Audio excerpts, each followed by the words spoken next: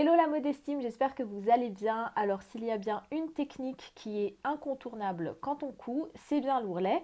Et réaliser un ourlet en soi, c'est pas très compliqué, comme vous le savez probablement déjà. Il suffit de replier une ou deux fois le tissu sur lui-même et ensuite de piquer à la machine pour fixer ce repli. Donc aujourd'hui j'avais envie de tester deux accessoires conçus justement pour nous faciliter cette tâche. On va tester ensemble les deux règles à repassage de la marque Prime. Et toujours de la marque Prime, on va également tester la jauge à ourlet.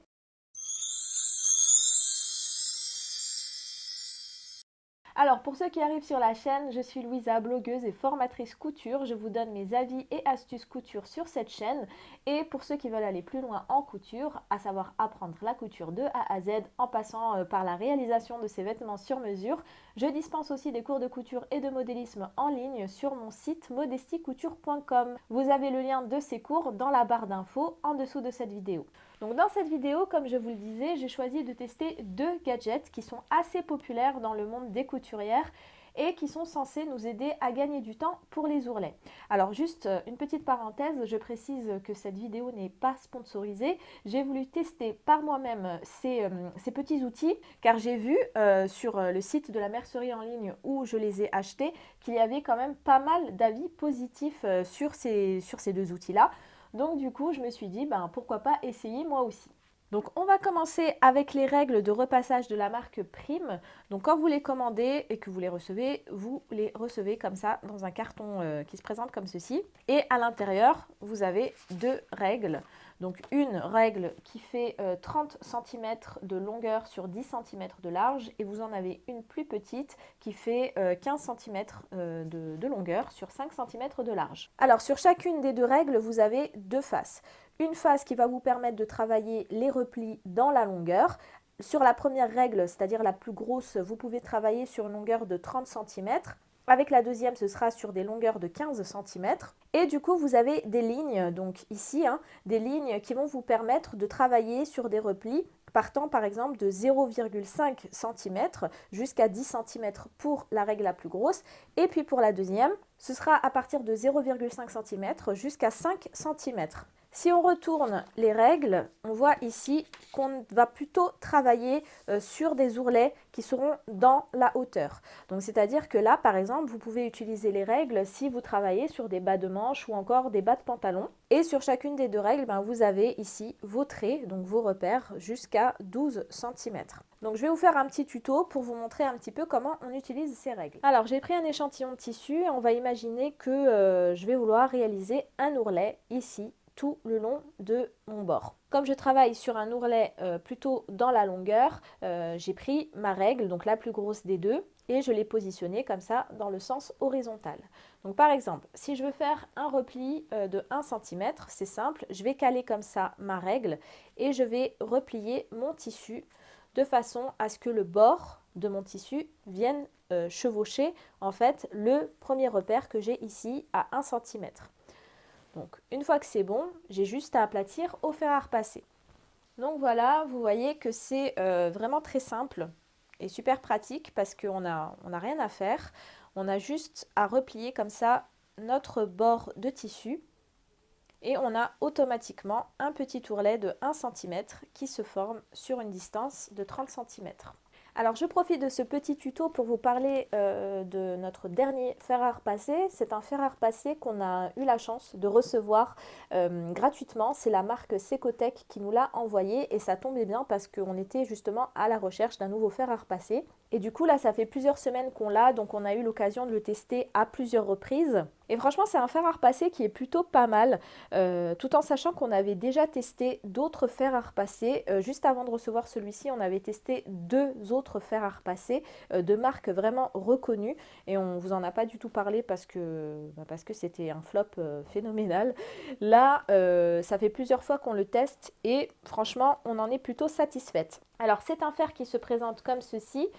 Vous avez là un écran lumineux qui vous indique le mode que vous avez sélectionné. Et là, vous avez les boutons pour pouvoir du coup choisir la fonction souhaitée. Vous avez le choix entre 4 fonctions, une pour les synthétiques, le coton, la soie, la laine et une dernière fonction pour le lin. Là, vous avez deux boutons poussoirs, un pour la vapeur, un pour le jet d'eau, et vous avez une fonction ici qui est vraiment sympathique si jamais vous avez des tissus qui sont très difficiles. Vous savez, quand vous avez beaucoup de plis, c'est une fonction qui va vous permettre d'avoir en fait de la vapeur en continu. Donc vous aurez de la vapeur qui ne s'arrête pas et pour la désactiver, il suffit de appuyer sur le bouton. Donc par exemple, je vais vous faire un test.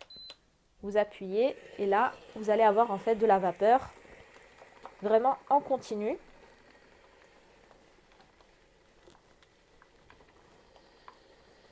Voilà, vous voyez ici la vapeur qui sort.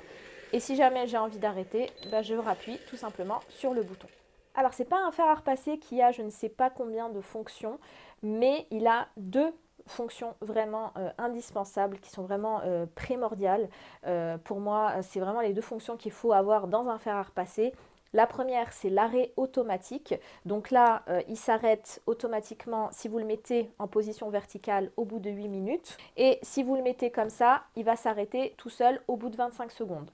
Donc ça, c'est vraiment une fonction de sécurité qui est vraiment essentielle. Et je vous l'ai dit, on avait testé d'autres fers à repasser plus chers auparavant et ils n'avaient pas cette fonction-là. Et l'autre point vraiment positif de ce fer, c'est qu'il ne lâche pas d'eau.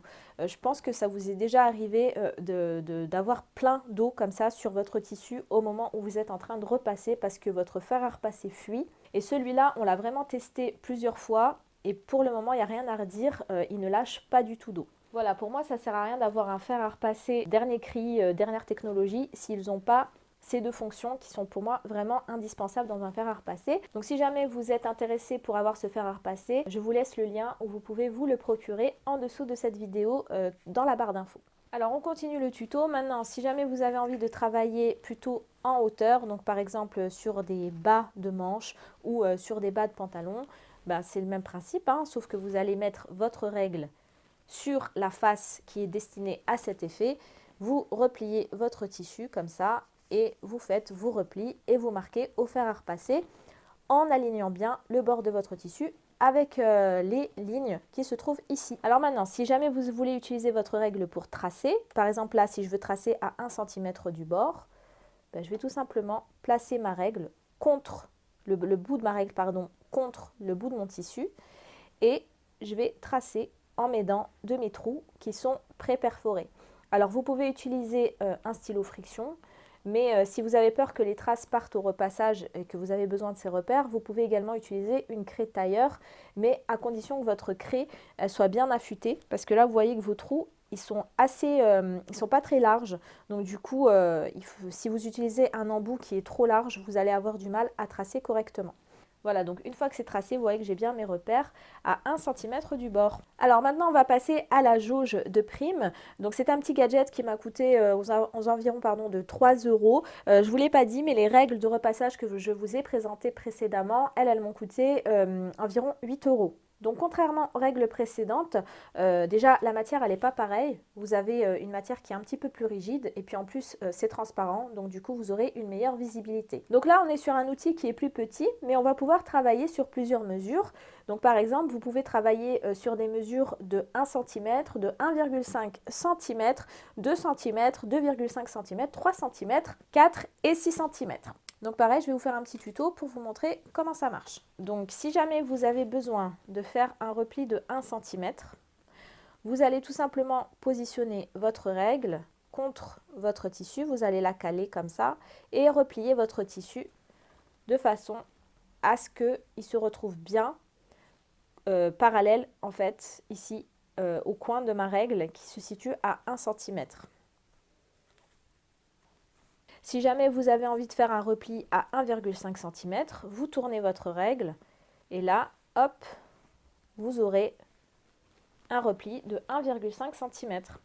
Et ainsi de suite, si jamais vous voulez du 2 cm, hop, c'est le même principe, vous calez votre règle et là, vous vous retrouvez avec un repli de 2 cm. Alors maintenant, l'heure du bilan, qu'est-ce que je pense concrètement de ces deux accessoires? Donc on va déjà commencer avec les règles universelles. Donc moi, la première chose qui m'a choquée, c'est un grand mot, on va dire plutôt qui m'a déçue quand j'ai déballé l'article, c'est vraiment la matière. La matière, en fait, je trouve que c'est pas super pour 8 € d'avoir fait comme ça des règles qui peuvent se déchirer. Donc moi déjà, je peux vous dire que j'ai déjà déchiré un petit peu ici ma règle. Donc du coup, c'est vraiment le principal inconvénient de ces règles. Après, le fait que ce soit comme ça flexible, je trouve que c'est quand même pratique parce que quand on travaille avec des règles qui sont rigides, c'est un petit peu moins pratique en fait sur les vêtements. Là, on peut manier les deux règles comme on a envie. Mais du coup, pourquoi pas refaire en fait les mêmes règles, mais avec quelque chose comme ça qui ne se déchire pas. Maintenant, concernant la jauge, donc l'atout principal, vous l'aurez compris, c'est que vous pouvez travailler sur plusieurs mesures en même temps.